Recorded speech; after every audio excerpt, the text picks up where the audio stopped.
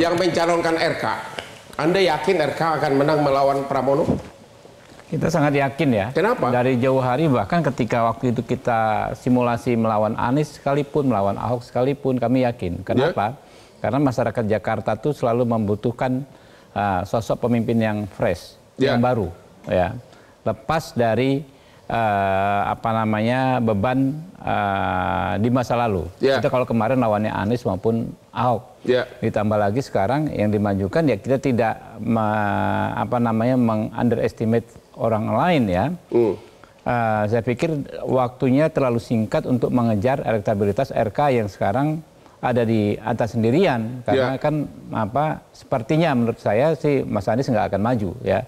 Ahok juga nggak akan maju. Kalau Anies maju banyak orang mengatakan RK bakal kalah. Enggak, itu gitu. Makanya yang saya bilang, Pak Hotman, saya ini di Jakarta 2 kali terlibat dalam tim ses yang memenangkan calon gubernur.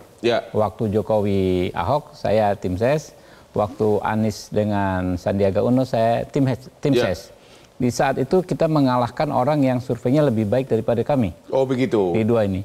Apa yang ada di di lapangan adalah masyarakat Jakarta itu terlalu kritis, sangat-sangat kritis terhadap pemimpin-pemimpinnya dan ekspektasi mereka tinggi sekali. Untuk DPR RI saja baru di tahun ini di dapil saya Jakarta Timur kita ada incumbent. Tadinya di 2 pemilu terakhir ya, bahkan mungkin 3 pemilu terakhir tidak ada satupun incumbent yang bisa melaju di DPR RI. Itu artinya apa? Masyarakat Jakarta itu betul-betul melototin kinerja para wakil-wakilnya. Kalau dianggap sedikit saja ada ekspektasi yang nggak terpenuhi, mereka akan mencari sosok yang baru. Tapi tolong dijawab tuntas. RK kalau melawan Pramono dibandingkan melawan Anies, analisa saudara lebih berat kalau melawan Anies. Benar nggak itu? Nggak juga ya. Kalau lawan Anies saya katakan tadi, di sini ada fenomena ya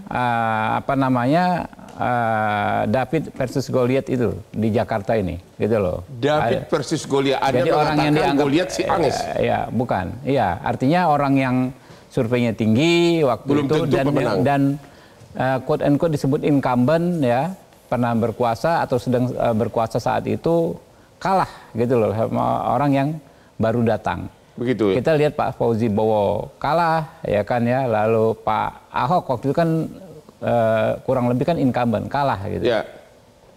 Jadi memang politik itu benar-benar artinya argumennya Bung Habib ini sangat tepat dipakai oleh PDI Perjuangan sekarang. Yaitu apa? Semuanya. Davidnya kita ya Bang. Davidnya mereka melawan partai yang sangat besar. Jadi menurut Anda ada kemungkinan calon dari PDIP itu adalah David lawan Goliath. Analisa itu konteksnya bukan itu Pak. Bos-bos, konteksnya rakyat Jakarta ini sangat kritis terhadap orang yang pernah memimpin di situ. Ya. Kalau Ridwan Kamil kan nggak pernah gitu. Tapi ingat bahwa yang mendukung Anies Baswedan di Jakarta itu adalah Gerindra, PKS yang sekarang bersambung dengan mendukung Ridwan Kamil. Kita jadi bicara kalau sosok. tokohnya mereka lihat bukan itu, tapi kan partainya itu yang berkuasa di Jakarta. Makanya di Jakarta kita nggak hanya bicara partai, tapi juga bicara sosok, Pak. Pilkada juga demikian. Ya dua-duanya pendatang. Pendatang baru. Jadi menurut Anda analisa itu bisa membuat Pramono bisa jadi pemenang, begitu? Dengan sendirinya, kalau kita pakai analisa itu ya Pramono yang analisa David lawan Goliath bisa terjadi. Aduh, ketemu lagi di hot room lah. Ya.